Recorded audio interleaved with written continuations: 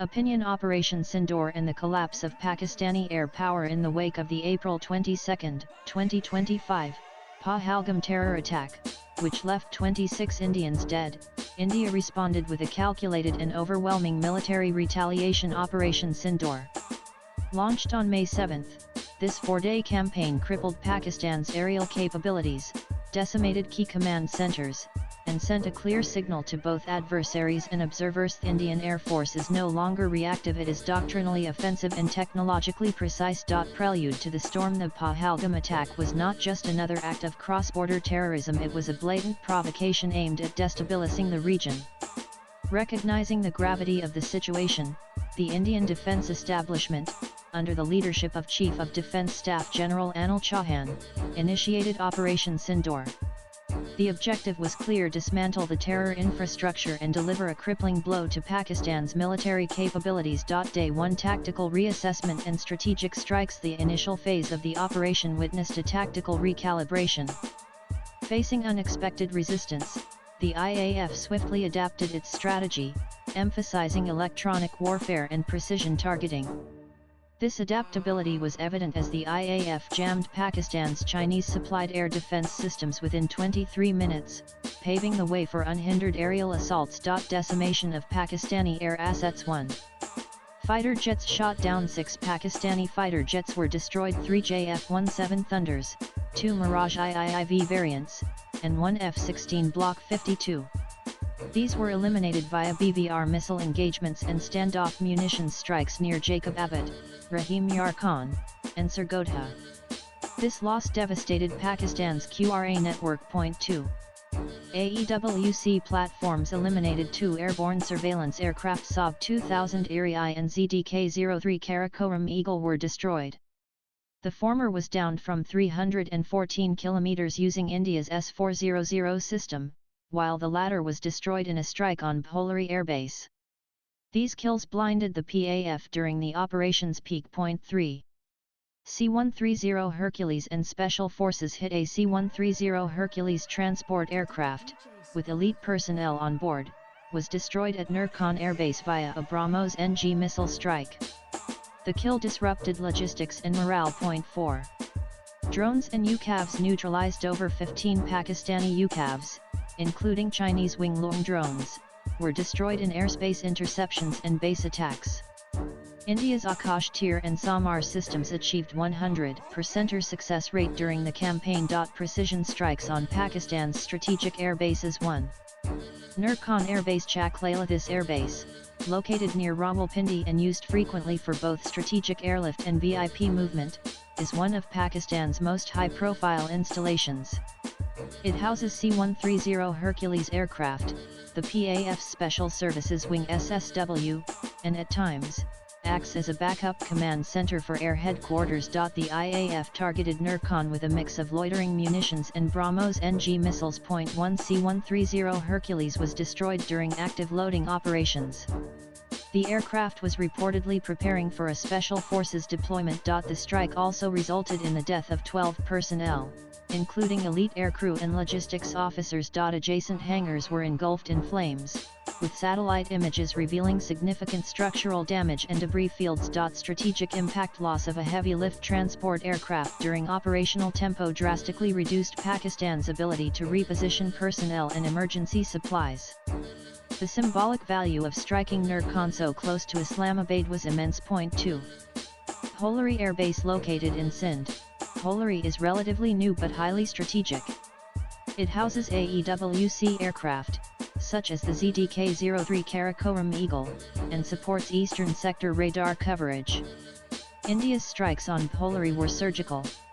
A ZDK-03 AEWC aircraft was destroyed in its hardened shelter. Loitering drones confirmed the aircraft's static status before destruction. A secondary blast caused the loss of a control container, believed to be the mobile command module for air surveillance. Strategic impact: the destruction of an AWACS platform here meant Pakistan was flying blind in its southern and eastern air sectors for at least 72 hours. The psychological impact on sortie planning and interdiction response was severe. 3. Sargodha Air Base. This base is the headquarters of PAF's Central Air Command and houses one of its primary F-16 squadrons. Indian missiles likely Sudarshan-armed BrahMos variants struck multiple hardened aircraft shelters. One F-16 was destroyed, and several others were damaged as hangars collapsed. The base's main runway was cratered, grounding air operations for nearly 48 hours. Communications from the base went offline temporarily, suggesting damage to underground fiber optic nodes or satellite uplinks. Strategic impact disabling the hub of PAF's air superiority capability mid-conflict represented a tactical masterstroke. It delayed all command-level decisions and turned the Sargad-hailed air defense network into an observer, not a responder. 4. Jacob Abbott Air Base used primarily for drone operations and hosting ground attack aircraft.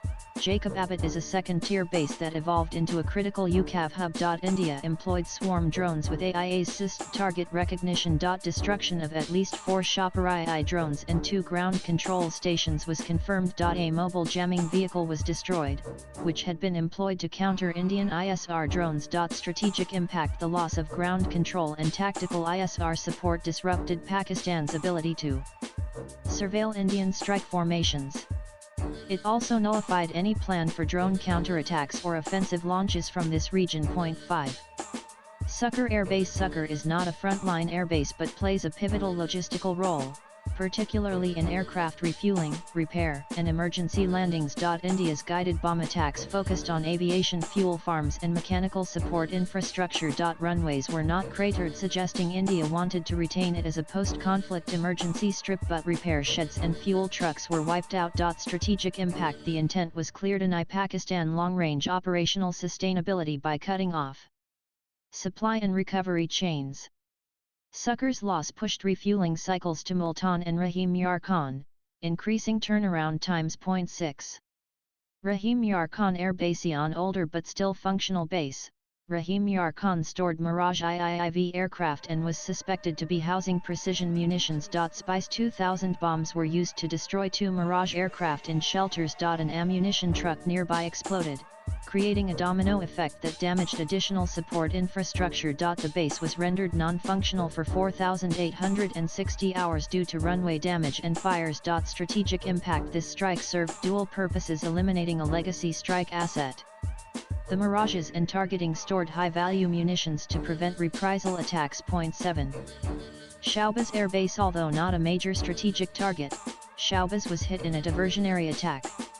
Decoy drones and long-range artillery pinned down local SAM systems and distracted early warning systems from the real action happening across the other bases. Radar exposure patterns revealed Pakistani AD radars went into full track mode here for almost 14 minutes. This diversion allowed the IAF to conduct cleaner, unchallenged strikes on Bholauri and Sargodha. Strategic impact: this was a classical suppression tactic: confuse, decoy, and overwhelm.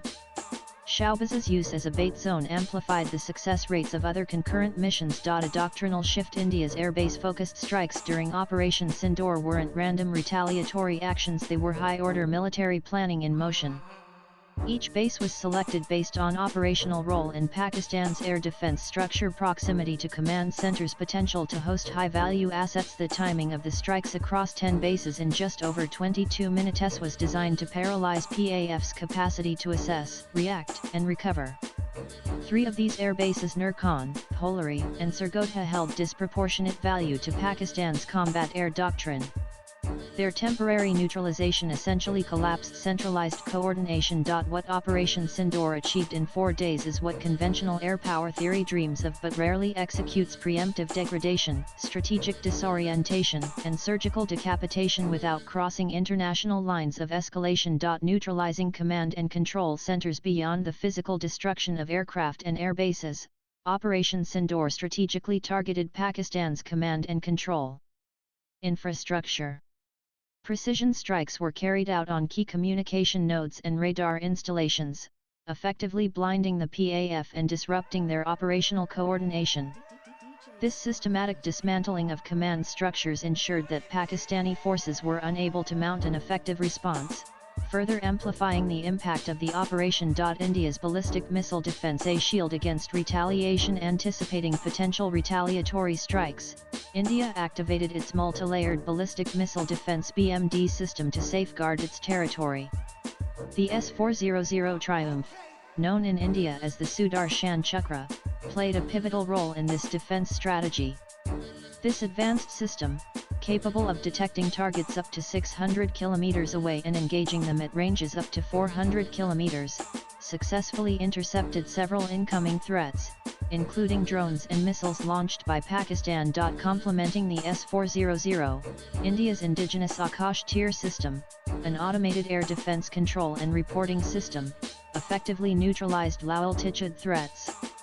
During Operation Sindoor, the Akash Tir system demonstrated a 100 kill rate against Pakistani drones, showcasing its efficacy in modern warfare scenarios. Additionally, the Samar air defense system was instrumental in intercepting low-altitude threats, preventing damage to military and civilian infrastructure.